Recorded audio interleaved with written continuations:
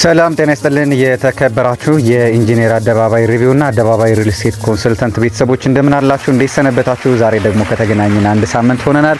ዛሬ እንግዲህ በሪል ስቴት ሪቪዋችን ውስጥ በተለያዩ ዓለማችን ክፍሎች የሚገኙ እጅግ አስደናቂና አስደማሚ የአፓርትመንት ህንጻዎችን አስጎበኛችኋለሁ። ታዲያ እነዚህ አፓርትመንት ህንጻዎች ከአርኪቴክቸራል ዲዛይን ባለፈ ኖርማሊ በአፓርትመንት ደረጃ እጅግ ዘመናዊ የሆኑ አፓርትመንቶችን ነው የማስጎበኛችሁ እንጂ ኖርማሊ በዓለም ላይ ከነዚህም የሚበልጡ እጅግ አስደናቂ ዲዛይን የአርኪቴክቸራል ዲዛይን ያላቸው ህንጻዎች እናንተም እንደምታውቁ እገነዘባለሁ። ነገር ግን ዛሬ በአፓርትመንት ደረጃ እጅግ ዘመናዊ የሆኑ ዓለም ላይ 10 ምርጥ አፓርትመንት ህንጻዎችን አስጎበኛችኋለሁ።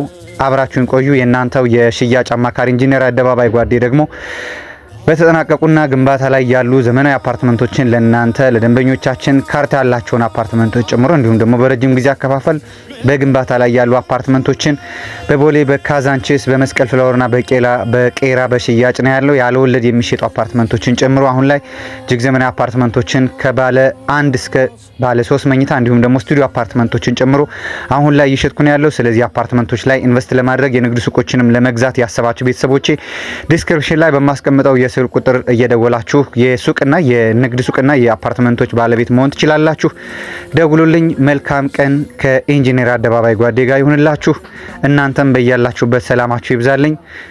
ውድ ቤተሰቦቻችን እንግዲህ ዓለም ላይ ካሉ እጅግ ዘመናዊ የአፓርትመንት ህንጻዎች ውስጥ 10ኛ ተራ ቁጥር ላይ የሚገኘው ኢዲፊኮ ሚራዶር ነው።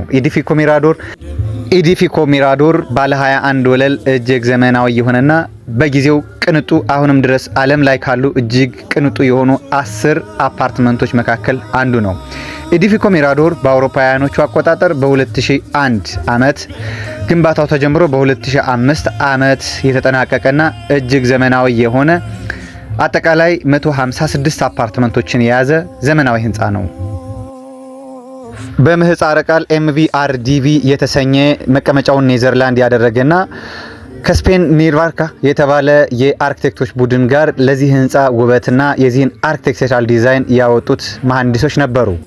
ኢዲፊኮ ሚራዶር ፓኖራሚክ ቪው ያለውና አጠቃላይ የስፔኗን ማድሪድን ከተማ ከህንጻው አናት ላይ ሆናችሁ እንዲሁም ደግሞ የጓዳራማን ተራራ ሙሉ እይታ የሚያሳይ እጅግ ዘመናዊ የሆነ አፓርትመንት ነው። በመሃል ላይ የምታዩት ይህ ክፍተት ከምድር ወለል 40 ሜትር ከፍ ብሎ ያለ ሲሆን ይህ ክፍተት ደግሞ እጅግ ዘመናዊ የሆነ ቪው ያለው አፓርትመንት ነው።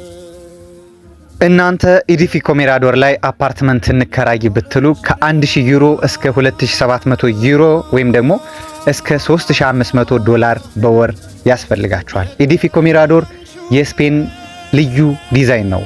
ወደ ቀጣዩ እናልፋለን። አሁን ደግሞ ወደ አውስትራሊያ ሄደናል። ሲድኒ አውስትራሊያ ላይ የሚገኘው ዋን ሴንትራል ፓርክ ዘመናዊ የሆነ አፓርትመንት ነው። እንደምታዩት እዚህ ምስል ላይ ተፈጥሮን አጠቃላይ ከኪነ ህንጻ ጥበብ ጋር ወይም ደግሞ ከዘመናዊነት ጋር ያዋሃደ እጅግ ዘመናዊ የሆነ ህንጻ ነው የምትመለከቱት። ይህ ዘመናዊ ህንጻ በአረንጓዴ ተክሎች ያሸበረቀና ኢኮ ፍሬንድሊ የሆነ ዘመናዊ ሚክስድ ዩዝ አፓርትመንት ነው። ይህ ሚክስድ ኮምፕሌክስ የንግድ ሱቆችንና ወይም ደግሞ ሞሎችንና ሌሎች ነገሮችን የያዘ እንዲሁም ደግሞ አፓርትመንቶችን የያዘ አፓርትመንት ነው። ለዋን ሴንትራል ፓርክ ዣን ኖቤል እውቁ የፈረንሳዊ አርኪቴክትና እንዲሁም ደግሞ ፓትሪክ ብላንክ እውቁ የእጽዋት ሳይንስ ተመራማሪ ሁለቱ እዚህ ህንጻ ላይ ተጠበውበታል፣ ተክነውበታል። ዋን ሴንትራል ፓርክ እጅግ ዘመናዊ የሆኑ ኢንሱሌቲንግ የሆኑ ወይም ደግሞ ብርሃንን ወደ ህንጻው ስር ወይም ደግሞ ወደ አትክልቶቹ ብርሃን እንዲያመጡ የሚያደርጉ እጅግ ዘመናዊ ሴንሰሮች የተገጠሙለት ዘመናዊ የሆነ ቅንጡ የዓለማችን 9ኛ ቁጥር ላይ የሚገኘው ዘመናዊ አርኪቴክቸራል እና የአፓርትመንት ዲዛይኖችን የያዘው አፓርትመንት ነው። እንግዲህ ዋን ሴንትራል ፓርክ እጅግ ዘመናዊ የሆኑ ፈርኒሽ የተደረጉ ዘመናዊ አፓርትመንቶችን የያዘ የአውስትራሊያ ልዩ መመኪያዋ ነው። አውስትራሊያ እንግዲህ በሲድኒ ውስጥ የሚገኘው ይህ መመኪያዋ ነው። ዋን ሴንትራል ፓርክ እጅግ ዘመናዊ የሆነ ቅንጡ የመኖሪያ አፓርትመንት። አስገራሚው ነገር በጣም ውስን የሆኑ በቨርቲካል ጋርደን የሚታወቁ አፓርትመንቶች አሉ። ነገር ግን ይህ ለየት የሚያደርገው ዋን ሴንትራል ፓርክ ከ383 በላይ ዛፎች የተለያየ ቫራይቲ ያላቸው ዛፎችን ሙሉ ህንጻው ላይ መያዙና እነዚህም ራሳቸውን ችለው ማደጋቸው እንዲሁም ደግሞ የተለያየ ውበት ለህንጻው መስጠታቸው ልዩ ያደርገዋል።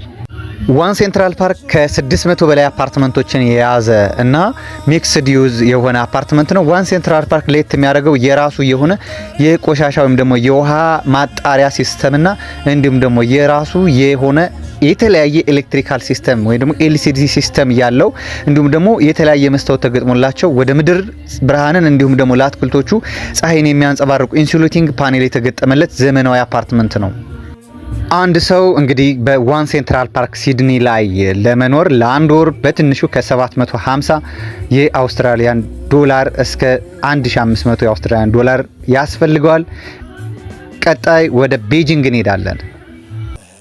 በነገራችን ላይ ቤተሰቦች የሰው ልጅ የአእምሮ ልቀት የምናይባቸው እጅግ ዘመናዊ የሆኑ ዓለም ላይ ታይተው የማይጠገቡ ነገሮች ወይም ታይተው የማይጠገቡ ዘመናዊ አፓርትመንት ህንጻዎች የአርኪቴክቸራል ዲዛይኖች በዓለም ላይ ሞልተዋል። ምናልባት እኛ ለማየት እድሉን ስላላገኘን እንጂ አሁን ደግሞ ወደ ቤጂንግ ሄደናል። ቤጂንግ ላይ ይህ የምታዩት እጅግ ዘመናዊ የሆነው አፓርትመንት ሊንክድ ሃይብሪድ ይባላል። ሊንክድ ሃይብሪድ እንግዲህ የተለያዩ ህንጻዎችን በአንድ ላይ ያሳሰረ የራሱ የሆነ ብሪጅ ያለው ከአንዱ አፓርትመንት ወደ አንዱ አፓርትመንት ለመሄድ ብቻ ነው ያልኳችሁ። ለመሄድ ብቻ ከ30 ደቂቃ በላይ የሚወስድባችሁ ዘመናዊ የሆኑ አፓርትመንቶችን የያዘ ግሩም የሆነ ኮሚኒቲ መንደር ነው። እንግዲህ ሊንክድ ሃይብሪድ በአውሮፓውያኖቹ በ2009 የተመረቀ ሲሆን እንግዲህ ስቴቨን ሆል በሚባል የአሜሪካ ታዋቂ አርኪቴክቶች የተነደፈ ነው። ሊንክድ ሃይብሪድ እንግዲህ አጠቃላይ 9 ታወሮች ነው ያሉት ወይም ደግሞ 9 ህንጻዎች 9 አፓርትመንቶችና ስካይ ብሪጅ ወይም ደግሞ በመስታወት ድልድይ የተያያዙና ማንኛውም ሰው ከአንዱ ህንጻ ወደ ሌላው ህንጻ በእነዚህ ብሪጆች መካከል መሄድ የሚችልና እንዲሁም ደግሞ አጠቃላይ ግሪን ኮንሰፕትን የያዘ ወይም ደግሞ ጂኦተርማል ኢነርጂንም ጭምር አንድ ላይ የያዘ አጠቃላይ የሆነ መሀል ላይ ስነ ግቢ ወይም ደግሞ ስነ ተፈጥሮን ያካለለ እጅግ ዘመናዊ የሆነ ሞል ነው። እንግዲህ ይሄ ሊንክድ ሃይብሪድ የተለያዩ ካፌዎች፣ ሬስቶራንቶች፣ ጂሞች የመሳሰሉ ኢሚኒቲዎች በሙሉ የያዘ የራሱ የሆነ ሞል አለው። እንግዲህ ሊንክድ ሃይብሪድ ላይ አንድ ሰው ለመኖር በትንሹ ከ$3000 እስከ $5600 በወር ያስፈልገዋል። ይህ ማለት እንግዲህ ቀስ በቀስ ወደ ውድ እየሆኑት እየመጣን ነው ማለት ነው። እንግዲህ መጀመሪያ ሚራዶርን አየን። ከሚራዶር ቀጥሎ ደግሞ እንግዲህ ዋን ሴንትራል ፓርክ ሲድኒን አየን። አሁን ላይ ደግሞ እዚህ ላይ ነው ያለነውና ዋጋቸውን በዛው ልክ እየጨመረ ነው ያለነው። እንግዲህ ሊንክድ ሃይብሪድ በቤጂንግ ውስጥ የሚገኘው እንግዲህ ዘመናዊ የሚባለው የህንጻ ወይም ደግሞ የኪነ ህንጻ ዲዛይናቸው ነው። እንግዲህ ሊንክድ ሃይብሪድ በዓለም ላይ ካሉ በተራ ቁጥር 7ኛ ደረጃ ላይ የምናገኘው ዘመናዊ የሆነው አፓርትመንት ነው። ሊንክድ ሃይብሪድ እንግዲህ እንደሌሎቹ ሁሉ የራሱ የሆነ የዝናብ ውሃን በማጠራቀም ያንን በማጣራት ውሃ የሚጠቀም ምንም አይነት የመብራት መቆራረጥ የመሳሰሉ ነገሮች የሌለባቸው አፓርትመንቶች ናቸው። በአጠቃላይ እነዚህ በነገራችን ላይ እስከ ተራ ቁጥር 10 ያሉት በሙሉ እንደኛ ሀገር ያሉ አፓርትመንቶች እንዲቢኖራቸው የሚባሉ አይደሉም። ሁሉም ያላቸው ናቸው። ስለዚህ ሊንክድ ሃይብሪድ አጠቃላይ 900 በላይ አፓርታማዎችን ይዟል። ውድ ቤተሰቦቻችን አሁን ደግሞ ወደ ካናዳ ኦንታሪዮ ተቀይሰናል። እንግዲህ ካናዳ ኦንታሪዮ ላይ አብሶሊት ወርልድ ታወርስ እናገኛቸዋለን። አብሶሊት ወርልድ ታወርስ እጅግ አስገራሚ የሆነ የአርኪቴክቸራል ዲዛይን ያለው ታወር ናቸው። 2 ህንጻዎች ናቸው። እንግዲህ ኦንታሪዮ ላይ የሚገኙ ዘመናዊ ህንጻዎች ናቸው። የሚገርማችሁ እነዚህ ህንጻዎች አፓርትመንቶች አይመስሉም። ዲዛይናቸው ራሱ የኛን ሀገር እነዚህ 2 ታወሮች እንግዲህ በሚሳሳጋ ወይም ደግሞ በኦንታሪዮ አካባቢ የሚገኙ ህንጻዎች ናቸው። እነዚህ ህንጻዎች ታዲያ በጠመዝማዘነታቸው ወይም ደግሞ በዲዛይን ቅርጻቸው ምክንያት ሌላ ስም አላቸው። ይህም ስማቸው እንግዲህ ማርሊን ሞርኖ ታወርስ ይሰኛል። እንግዲህ ቅጽል ስማቸው ነው። ከዚህ እንግዲህ ማርሊን ሞርኖ ታወርስ ወይም ደግሞ አብሶሊት ወርልድ ታወርስ እንግዲህ የተለያየ ስም አይደለም፣ አንድ ስም ነው ያለው። ታዲያ ማርሊን ሞርኖ ታወርስ ወይም ደግሞ አብሶሊት ታወርስ እጅግ ዘመናዊ የሆኑ ሁሉንም ነገር ያሟሉ ታወሮች ናቸው። ካናዳ ላይ ወይም ደግሞ ኦንታሪዮ ሚሳሳጋ ላይ የሚገኙ ዘመናዊ የሆኑ አፓርትመንቶች ናቸው። እንደ ኢትዮጵያ ያላቸው ብለን አሁን ዝርዝር ማስቀመጥ አንፈልግም፣ ግን ከዲዛይን አንጻርና ካላቸው ኢንፋይናይት የሆነ ኢሚኒቲ አንጻር ዘርዝረን የማንጨርሰው ነገር ነው ያለው። ስለዚህ እነዚህ ታወሮች በአጠቃላይ ይህ የምታዩት በሙሉ አሚኒቲ የያዙ ናቸው። አብሶሊት ወርልድ ታወርስ አብሶሊት ወርልድ ታወርስ እንግዲህ የተነደፈው በታዋቂዋ አርኪቴክት በማያ ያሶንግ በተሰኘ እንዲሁም ደግሞ በራሷ ድርጅት ውስጥ ማድ በተባለ አርኪቴክት ነው። ቻይናውያን ናቸው። እንግዲህ አብሶሊት ወርልድ ታወርስ እጅግ ዘመናዊ የሆነ ሲኒማን ጨምሮ ምንም የሌለው ነገር የለም። ይህ ታወር በጣም የተለየ ታወር ነው። አፓርትመንቶችም እንደምታዋቸው ፈርኒሽ ተደርገው ሆቴል አፓርትመንት ስታንዳርድ ናቸው።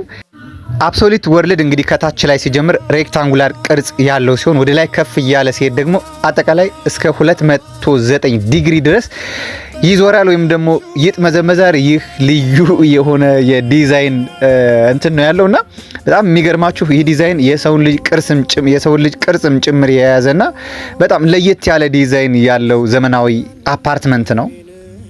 ዩት ላይ እንግዲህ አንድ አፓርትመንት ተከራይታችሁ ለመኖር በትንሹ ከ2200 የካናዳ ዶላር እስከ 3800 የካናዳ ዶላር ከባለ አንድ መኝታ እስከ ፔንስ ሃውስ ድረስ ተከራይታችሁ ለአንድ ወር ከፈለጋችሁም ለረጅም ጊዜ መኖር ትችላላችሁ። አብሶሉት ወርልድ ታወርስ በአጠቃላይ ከ40,000 ካሬ በላይ የጋራ መጠቀሚያ ወይም ደግሞ የጋራ አሚኒቲ ያለው። ልብ በሉ 40,000 ካሬ ነው ያልኩት። 40,000 ካሬ የጋራ መጠቀሚያ።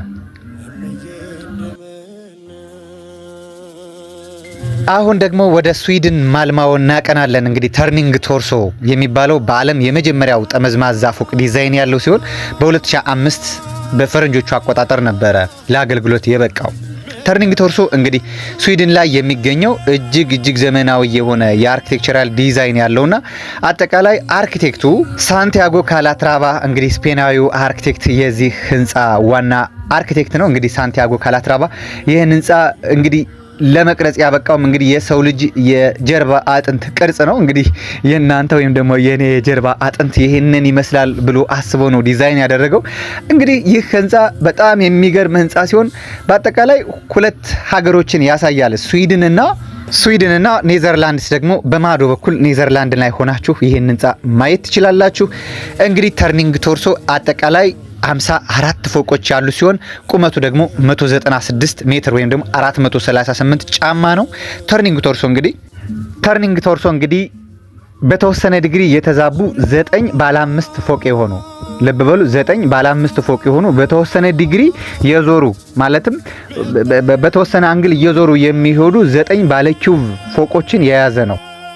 ተርኒንግ ቶርሶ እንግዲህ አጠቃላይ 147 የቅንጦት አፓርትመንቶችን ይዟል። ታዲያ እዚህ ተርኒንግ ቶርሶ ላይ እናንተ በወር ተከላይታችሁ ለመኖር በትንሹ ከ12000 እስከ 25000 የስዊድን ክሮና ወይም ደግሞ ከ1100 እስከ 2500 እንዲሁም ደግሞ እንደ የቤቶቹ እስከ 3500 የአሜሪካን ዶላር ያስፈልጋቸዋል። ተርኒንግ ቶርሶ ልክ እንደ ሌሎቹ ዘመናዊና ከተራ ቁጥር 10 ጀምረን እስከመጠንባቸው ዘመናዊ አፓርትመንቶች ሁሉ የራሱ የሆነ የተለያየ መጠንና ስፋት ያላቸው የስብሰባ አዳራሾችን፣ ሆቴል ሩሞችን፣ የተለያየ ነገርን ኢቭን አጠቃላይ ሲኒማ ቤቶችን ጨምሮ በብዛት የያዘ ነው። እንግዲህ ተርኒንግ ቶርሶ ለስዊድን ብቻም ሳይሆን አጠቃላይ እዛ አካባቢ ላሉ እንደ ኔዘርላንድ ስለሚገኙ ሀገራት ልዩ ቅርስ ነው። ይህ ልዩና ዘመናዊ የሆነው የህንፃ ወይም ደግሞ የአርኪቴክቸራል አፓርትመንት አጠቃላይ ለስዊድን ልዩ ነገሯ ነው። ይሄን ተመለከትን። በቀጣይ ደግሞ ወደ ሌላው እንሄዳለን። አሁን ደግሞ ዓለም ላይ ከሚገኙ እጅግ ዘመናዊ ቁጥር 10 አፓርትመንቶች ውስጥ በአምስተኛ ደረጃ ወደሚገኘው ወደ አኳታወር ቺካጎ ዩኤስኤ አቅንተናል። እንግዲህ አኳታወር በጣም አስገራሚው ነገር ምንድነው? በረንዳዎቹ በራሱ ወደታች የሚወርዱ ወይም ደግሞ ወደታች የሚወርድ የፈሳሽ ውሃን የሚመስል ዲዛይን ያላቸው እጅግ ዘመናዊ የሆነ አፓርትመንት ነው። እንግዲህ አኳታወር እንግዲህ አስደናቂ የሚያደርገው እንግዲህ ዓለም ላይ በሴት አርኪቴክቶች ከተነደፉት ህንጻዎች መካከል የመጀመሪያው አርኪቴክት ነው። እንግዲህ ጂኔ ጃንግ የታዋቂዋ የአሜሪካዊት አርኪቴክት ይህን ህንጻ ተጠባበታለች። እንግዲህ ህንጻው አጠቃላይ 82 ፎቆች ያሉትና እንግዲህ ይህ የምታዩት እጅግ ዘመናዊ የሆነ በረንዳ አሰራሩ በራሱ የቺካጎን ኃይለኛ ነፋስ ለመቋቋም ያመች ዘንድ ከድብር ተደርገው የተሰሩ ባልከኒዎች ያሉ ሲሆን ከታች ወደ ላይ ህንጻው ራሱ ከርቀት ሲታይ የሚፈስ ውሃን ወይም ደግሞ ወራጅ ውሃን የሚመስል ዲዛይን ያለው ነው። እንግዲህ ጂኔ ጃን ተጠባበታለች ማለት ይቻላል። ይህ ህንጻ እንግዲህ ቺካጎ ውስጥ ካሉት እጅግ ዘመናዊ የሆነ የአፓርትመንት ህንጻዎች እንዲሁም ደግሞ ዓለም ላይ ካሉ ከቁጥር 10 አፓርትመንቶች ውስጥ ተራ ቁጥር ላይ 5 የምናገኘውን አፓርትመንት ገንብታ እንግዲህ ወይም ደግሞ አርኪቴክቷ እንግዲህ ዲዛይን አድርጋ ለገንቢው ሰጣ እንግዲህ ገንብቶ ዛሬ ላይ አገልግሎት ነው የሚገኘው። ይህ አፓርትመንት እንግዲህ ሚክስድ ዩዝ ነው። ኮንዶሚኒየሞች፣ አፓርትመንቶች፣ የተለያዩ መዝናኛ ስፍራዎች፣ ትምህርት ቤቶች የመሳሰሉት ሁሉም ነገሮች የያዘ ሚክስድ ዩዝ አፓርትመንት ነው። እንግዲህ አኳታወር እንግዲህ በዓለም ላይ በ2009 በፈረንጆቹ የተካሄደውን የኢምፖሪስ የስካይ ክራፐር አፓርትመንት ደግሞ ህንጻዎች አዋርድ አሸንፏል። እንግዲህ ይህ ህንፃ በጣም የሚገርም ህንፃ ነው። ሁሉንም አሚኒቲ የያዘ ህንፃ ነው። ምንም እንዲህ ነው ልንለው የማንችለው ህንፃ ነው።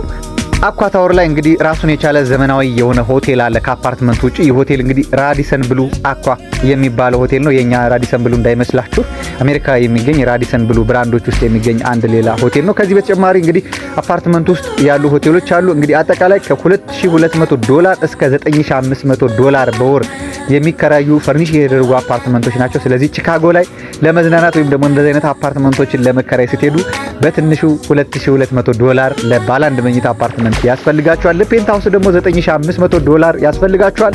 እንግዲህ ቺካጎ በህንጻዎች የምትታማ አይደለችም።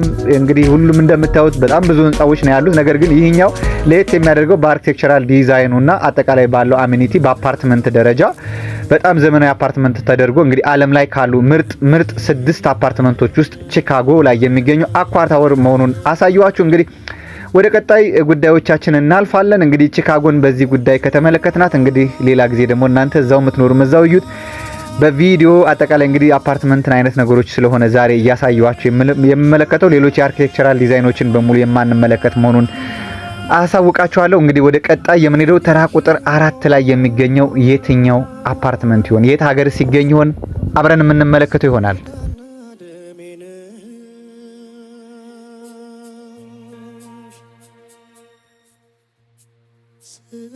አሁን ደግሞ ወደ ካናዳ ተመልሰናል። ካናዳ ላይ እንግዲህ በ1967 በፈረንጆቹ አቆጣጠር ሀቢታት 67ን እንግዲህ በውቁ ታዋቂው አርኪቴክት እንግዲህ በሞሼ ሳፋዲ ዲዛይን ተደርጎ በተደራረቡ ሳጥኖች ወይም ደግሞ በተደራረቡ የኮንክሪት ብሎኮች የተሰራው ሀቢታት 67ን የማስቃኛ ሀቢታት 67 እንግዲህ ቀድመው በተሰሩ 354 ኪዩቦች ወይም ደግሞ ሳጥኖች ወይም ቀድመው በሰሩ ፕሪፋብሪኬትድ ሳጥኖች እየተገጣጠመ ወይም ደግሞ የተሰራ ነው። ሀቢታት 67 እንግዲህ አጠቃላይ ከ158 በላይ አፓርትመንቶችን ይዟል። እንግዲህ እያንዳንዱ አፓርትመንት ከ8 በላይ የተደራረቡ ቁሞችን ወይም ደግሞ ኪዩቦችን የያዘ ነው። እነዚህ በሙሉ እንግዲህ አንድ አፓርትመንት ለምባር 8 ብሎኮችን የያዘ ነው ማለት ነው። ሀቢታት 67 አጠቃላይ ከ158 በላይ የራሳቸው ግቢ ወይም ደግሞ የራሳቸው ግሪነሪ ያላቸው ነገር ግን አንድ ህንጻ ላይ አጠቃላይ ኪዩብ ተደርገው የተሰሩ አፓርትመንቶችን የያዘ ዓለም ላይ በተራ ቁጥር 4ኛ ደረጃ ላይ የምናገኘው የካናዳ መንግስትም እንግዲህ ሀቢታት 67ን እንግዲህ በማይንቀሳቀሱ ቅርሶች መዝግቦ ይዞታል። እንግዲህ ካናዳ ሞንትሪል የሚገኘው ሀቢታት 67 እንግዲህ በልዩ ቅርጽነት ከተመዘገበ እንግዲህ ከ2009 ጀምሮ እየተመዘገበ ነው ማለት ነው። እንግዲህ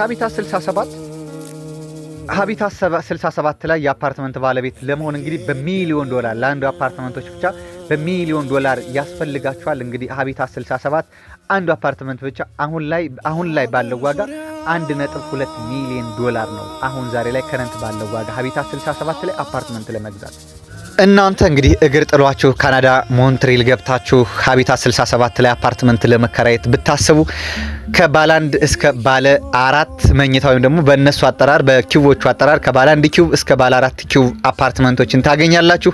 ታዲያ ከ2200 እስከ 4500 ዶላር ያስፈልጋቸዋል። ይህ ዶላር ካላችሁ እንግዲህ በካናዳ ባለ 1 ኪዩብ ወይም ደግሞ ባለ 2 ኪዩብ ባለ 3 ኪዩብ እና ባለ 4 ኪዩብ አፓርትመንቶችን በየወሩ መከራየት ትችላላችሁ። ለመግዛት ደግሞ በትንሹ 1.2 ሚሊዮን ዶላር ያስፈልጋቸዋል። ከዛም በኋላ የቅዱስ ፍሎረንስ ወንዝን እንዲሁም ደግሞ የካናዳ ሞንትሪያል ከተማን እየጎበኛችሁ እያያችሁ እንዲሁም ደግሞ ይሄን የመሰለ ስካይ ብሪጅ እያያችሁ መኖር ትችላላችሁ። ወደ ቀጣዩ ጉዳያችን እናልፋለን። እንግዲህ ሀቢታት 67 በዓለም ላይ 4 ምርጥ አፓርትመንቶች ውስጥ የተካተተው ነው።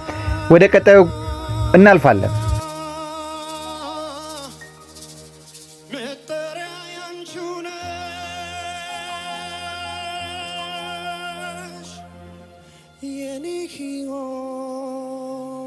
አሁን ደግሞ ወደ ሚላን ተመልሰናል። ሚላን ኢጣሊ ላይ ቦስኮ ቨርቲካሊ እናገኛለን። ቦስኮ ቨርቲካሊ ዓለም ላይ ካሉ ቋሚ ወይም ደግሞ ቨርቲካል ጋርደን ካላቸው አፓርታማዎች ውስጥ በ3ኛ ደረጃ የተቀመጠው ነው። እንግዲህ ጣሊያን ሚላን ላይ ለምትኖሩ ቤተሰቦቻችን እነዚህን አፓርታማዎች ሳታዩ እንዳታልፉ፣ ይህ ህልም ነው። እኔ እንኳን እነዚህ ቁጭ ብዬ ቪዲዮዎችን ሳያቸው በጣም ነው የሚደንቀኝ፣ በጣም ነው የሚገርመኝ። የሰው ልጅ የአእምሮ ልቀቱ፣ የሰው ልጅ የአእምሮ ጥበቡ ምን ያህል እንደደረሰ የሚያሳይ ነው።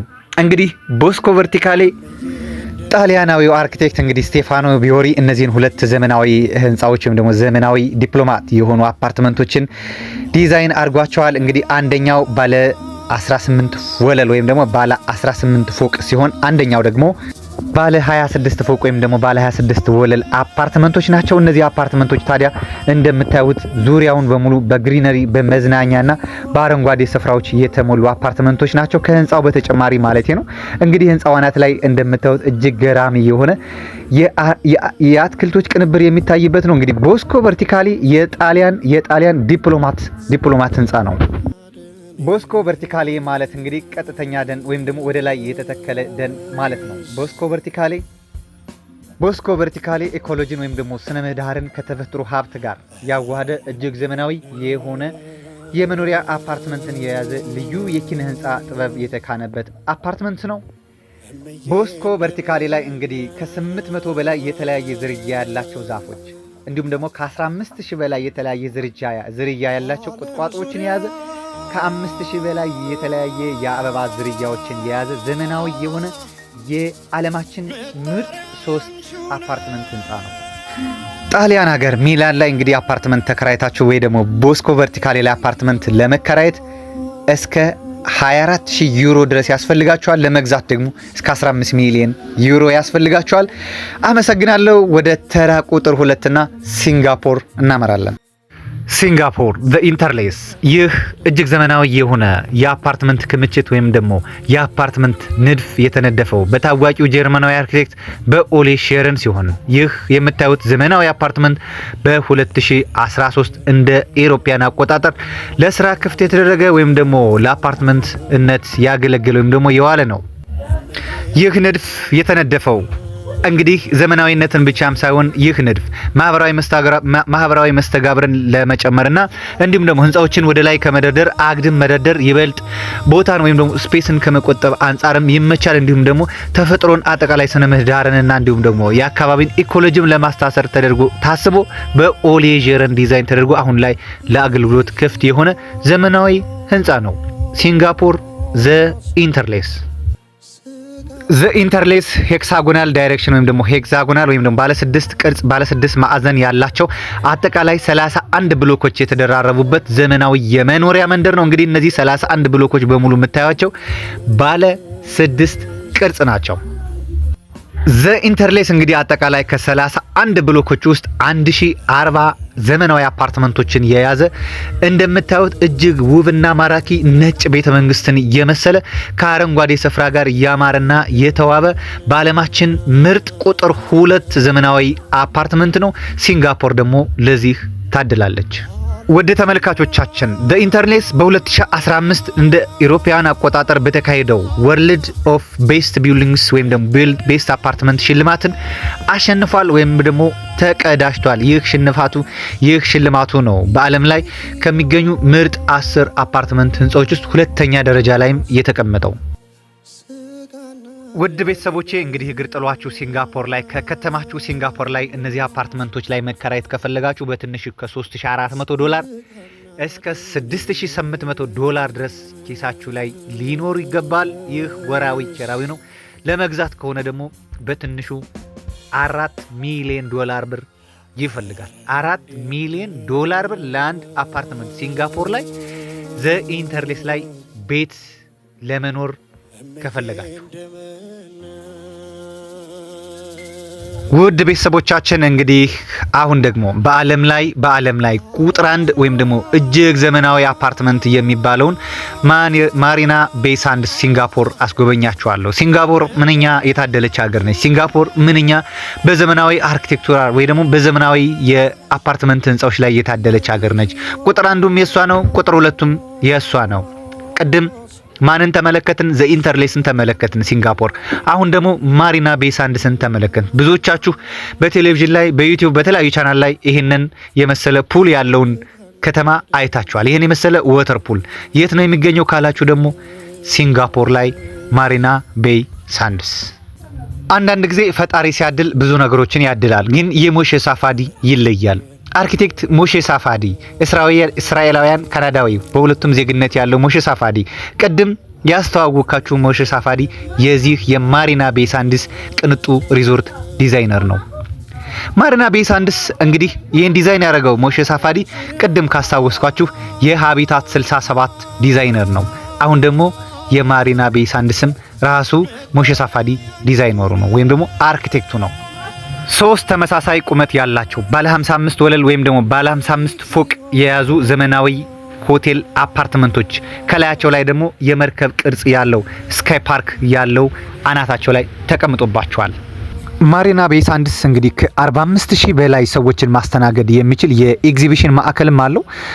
በጣም ደረጃውን የጠበቀ የኤግዚቢሽን ማዕከል ማለት ነው። ከዚህ በተጨማሪ ደግሞ ማሪና ቤይ ሳንድስ 2200 በላይ አፓርትመንት ስዊቴስ እና ሆቴል ስዊቴ አሉት። እንግዲህ ማሪና ቤይ ሳንድስ ላይ ለመዝናናት ከናንተ የሚጠበቀው ብቻ ኪሳችሁን ፈተሽ ማድረግ ነው። እንግዲህ ማሪና ቤይ ሳንድስ በዓለም ላይ ቁጥር 1 የመዝናኛ የካሲኖና የተለያዩ በዓለም ላይ እውቅ የሆኑ ሼፎችም ጭምር የሚገኙበትና የተለያዩ ሬስቶራንቶችና ሆቴሎችም ያሉት በዓለም አቀፍ ደረጃ እጅግ ታዋቂ የሆኑ የምግብ አይነቶችም ጭምር የሚቀርቡበት ሆቴል አፓርትመንት ነው። እንግዲህ ማሪና ቤይ ሳንድስ በጣም ከአንደኛ ደረጃ ራሱ በጣም ሲያንሰው ነው። የሚገርማችሁ የአፓርትመንቶቹ ቁመት ከኤፍል ታወር ይበልጣል ብላችሁ ትገረማላችሁ። ቁመታቸው ከኤፍል ታወር ይበልጣል።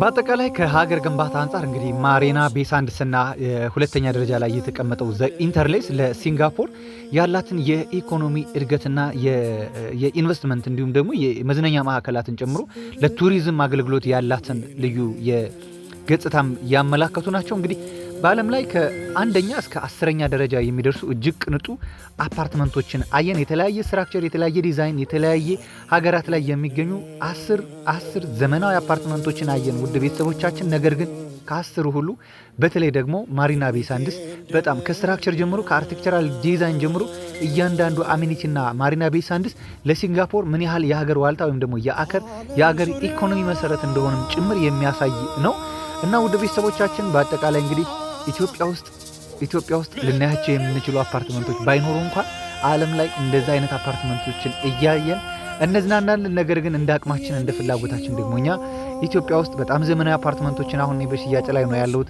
ደውሉልኝ። መልካም ጊዜ ተመኘው።